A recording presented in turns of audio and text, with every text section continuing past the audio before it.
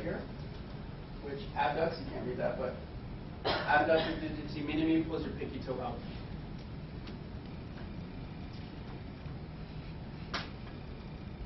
Okay, so on this slide, the main thing to get from this is that's your Abductor Hallucis. Okay. That is the transverse head, and that's the oblique head for your Abductor Hallucis. The last slide, this is hopefully will capture, hopefully you'll get a better understanding of the adductor muscles, not the adductor, sorry, the interosseous muscles. So this one, there's only three. That's your plantar and that's your dorsal. Okay. And we said the plantar, what do they do? Abduct or adduct? Adduct. Okay, so they pull in. Okay. So when you're looking at the fingers and you're looking at the toes, adduction occurs around the middle digit. So in the toes, it's the middle digit as well. Okay. So what happens over here, in order for this to be able to adduct, your muscles originate on the shaft, and the tendon swerves around this way and attaches over here. So when this shortens, it actually pulls this phalanx, okay, and that metatarsal this way.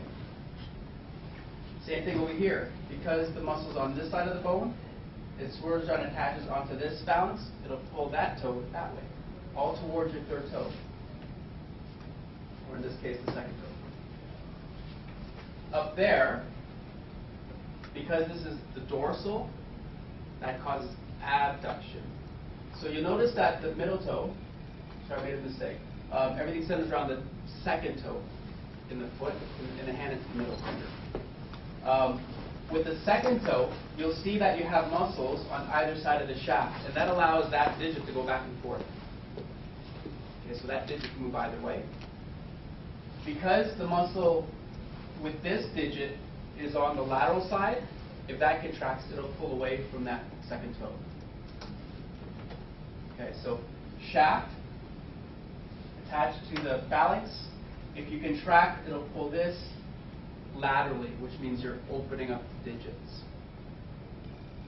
Okay.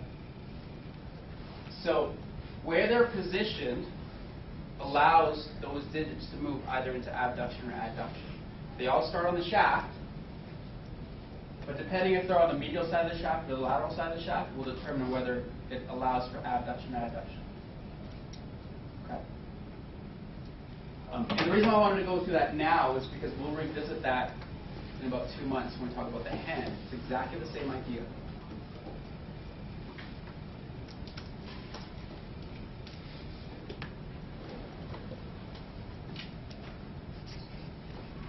Okay, now the rest of these slides talk about particular areas of the foot that you need to be concerned with. So sinus tarsi. So for some of these, we'll actually take a look at your foot, and then you can palpate on the foot beside you as well. By this time, they should have aired out, right? You guys are good? Sinus tarsi, anterior to the lateral malleolus. Okay?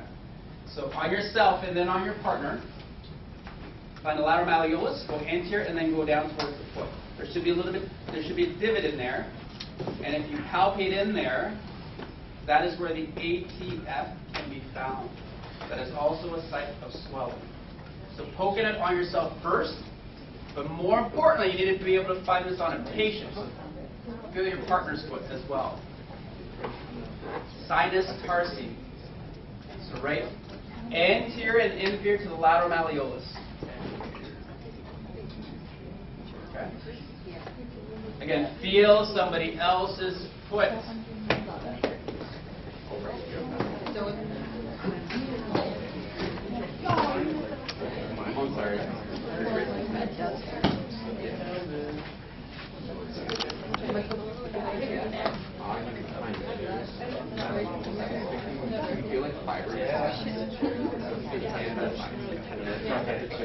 Okay, since we're there, after sinus tarsi, move posterior to the tip of the lateral malleolus, slightly invert the foot, and see if that calcaneofibular ligament pops out. It should feel like a little cable right off the tip of the lateral malleolus. So take your thumb or your finger and just draw right underneath the tip of the malleolus. Make sure you invert a little bit.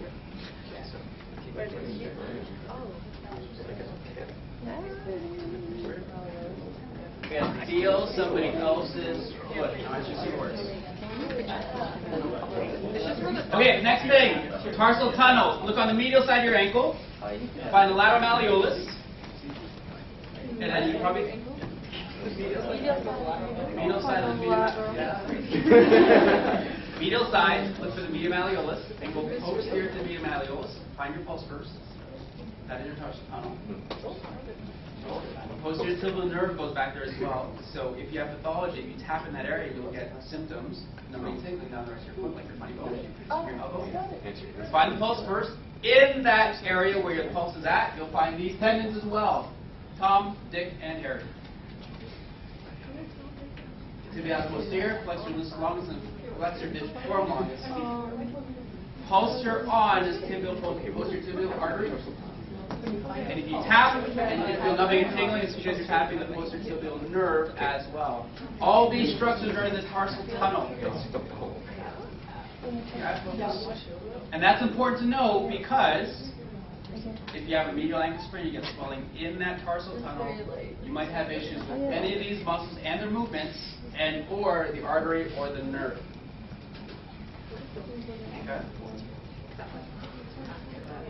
So as you palpate, this is what you're palpating. This area. Okay?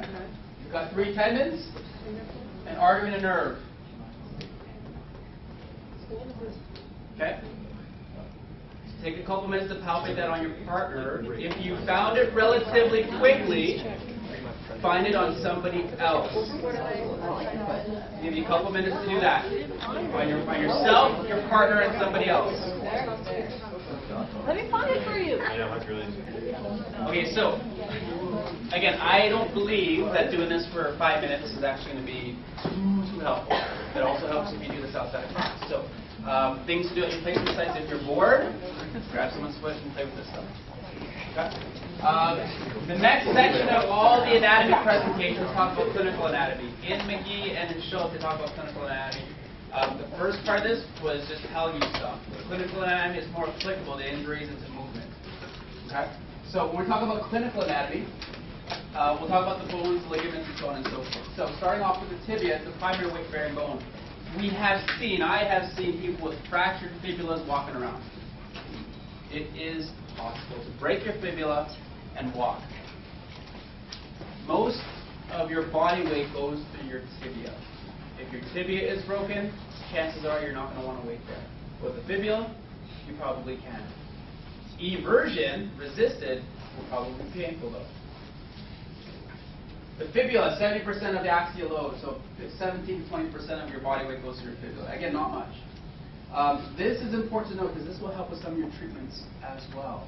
Chronic ankle sprains could be because the anterior inferior, was up there before, anterior inferior fib might have been damaged, might have been adhesed, might not be moving as well.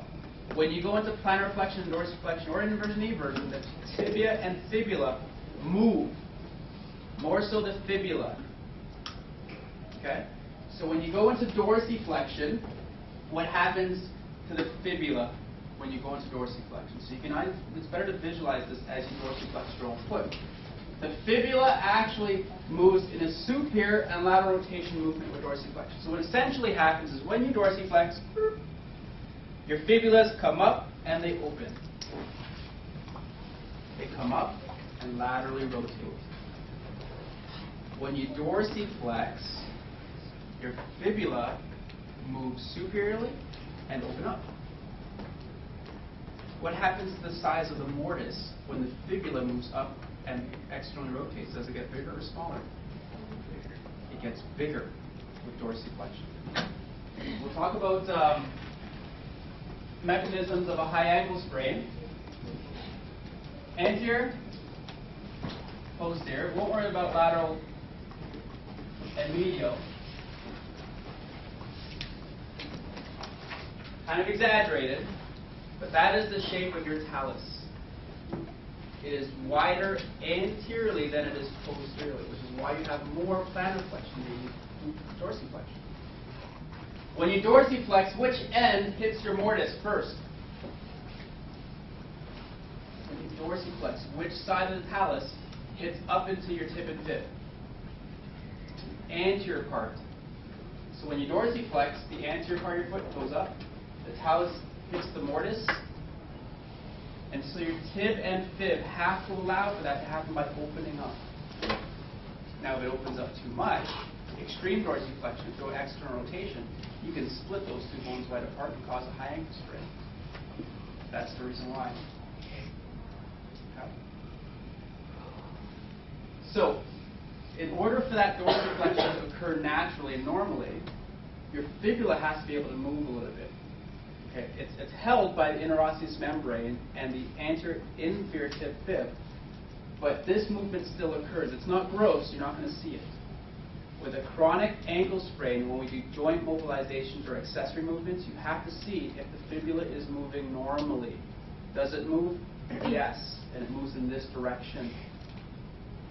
If it's stuck, you have to mobilize it. Otherwise, the ankle sprain will never go away.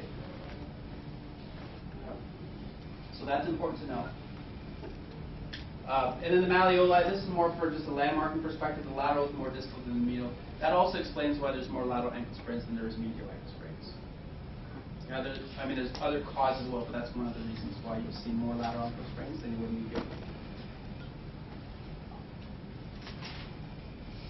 Ankle mortise is made up of the tib and fib, so that's what we're talking about.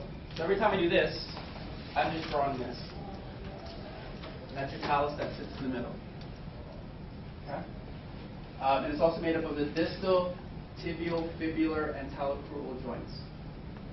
Okay, so this joint here, that's your distal tib fib, and your talocrural joint, and that technically is your mortise. That's your subtalar joint underneath.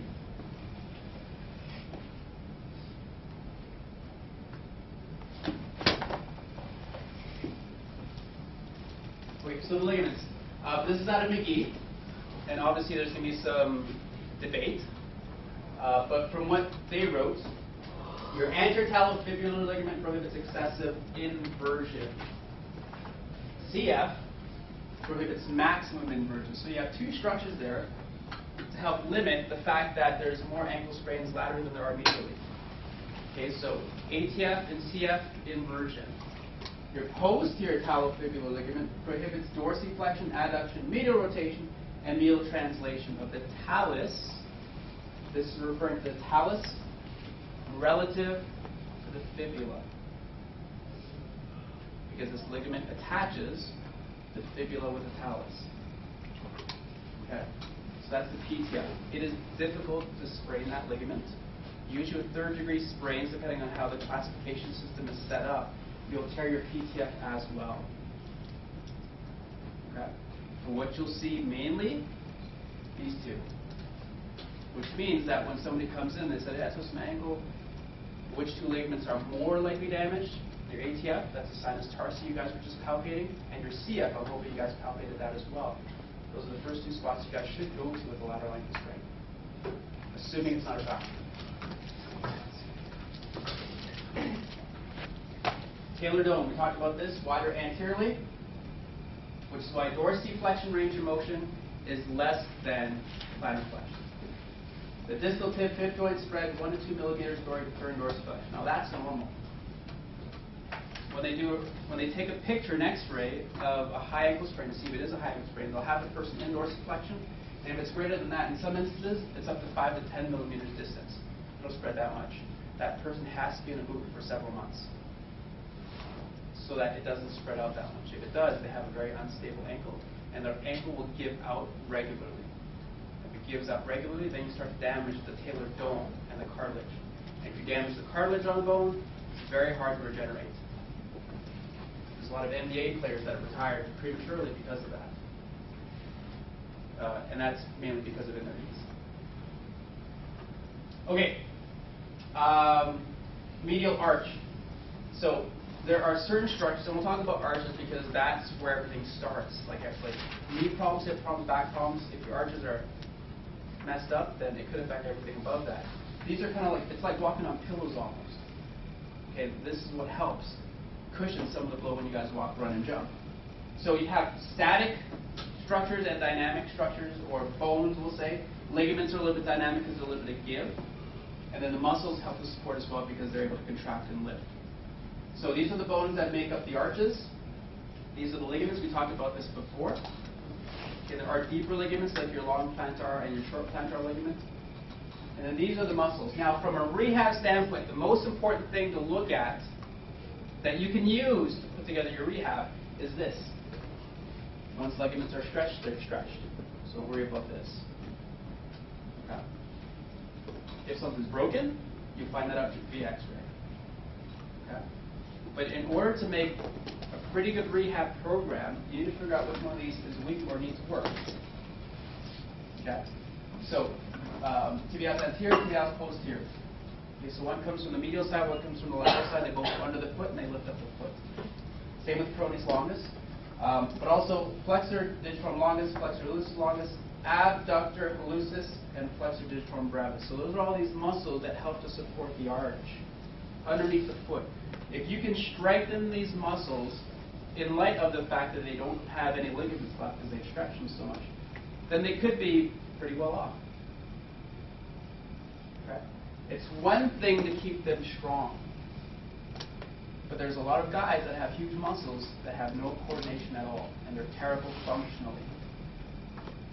Terrible functionally. You'll never see an athlete, like a sport athlete, that's like jacked, because if they are, they'll just run like this, like a gorilla, and they won't be able to do anything, right? So my point is, yes, get these strong. Do your 3 sets of 8 to 10, 90% max, whatever, but they have to be able to work together. Which is why that one goal, you talk about this with fatigue, proprioception really, really helps get your muscles to work together. Here's another example. In Eastern Europe, they were usually pretty good with like lifting. And their training methods were severely different than ours here. And one of the things that they did to supplement their lifting, like their, bench press, military press, was gymnastic movements. A lot of balancing, a lot of coordination stuff. So what I've seen them do, I was taught by Tudor Boppa, who's out of York University. He trained Ben Johnson, Michael Jordan way back in the day. But they supplemented lifting with gymnastic type stuff. So you know what TRX is? How many of you are TRX? That's right from the rings, from gymnastics. So take the rings, or the TRX, and you're just suspending on ropes, and you're doing push-ups, but you're wobbling. It's not so much a strength. If you want to define strength as how your muscles work together, then that's a strength exercise. But that type of exercise is meant to get these guys to work together. Apply that to the foot. We start off with single leg balancing. And you can probably see my foot wobbling. But now my muscles are working together so that I won't fall over. I can have mean looking tibialis anteriors, mean. But if they don't work together with everything else, I'm just going to fall over. Okay? So from this, take these and use that as your rehab program. Strengthen them, make them work together if they've got issues with pes planus. Same thing on the lateral side. Again, you have bones, you have ligaments that help support structurally, but you still need to strengthen the muscles to make sure they work together. Peroneus longus, peroneus brevis, peroneus tertius, abductor digiti minimi, and flexor digitorum brevis. Okay, now if I'm standing on one foot, I'm not saying I'm actually working on peroneus tertius. This is not an isolation exercise. I'm working on all of them.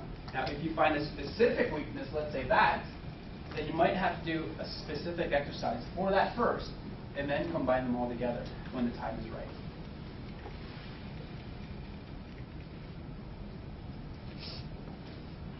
The last arch, now again, there's 3.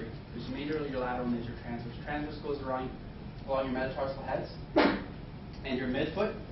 So these are the bones and your metatarsals that make up your transverse arch. So generally speaking, if I cut my foot this way, okay, in the coronal plane, my arch should look like this. okay, with the metatarsals and the tarsals going this way. At times, it'll flatten out if some of the ligaments have been stretched. But these are the bones that make up the arch. That's the ligament that helps with that arch. And again, same idea. Again, with the muscles. If the arches aren't there, you need to help strengthen those muscles so that they help support the arch, because these guys aren't doing their job. Okay? Tibialis posterior, tibialis anterior, and peroneus longus. Here's a fantastic picture of all three arches. Okay? From here, you should be able to get an idea of what the bony structures are, the ligaments, and the tendons, long tendons. All these structures work together to maintain a healthy and fully functional arch. A lot of times it's the ligaments that give, sometimes it's the bone, more likely than not it's the ligaments. If those ligaments are not functioning properly, then it's the tendons that you need to work on, it's the muscles.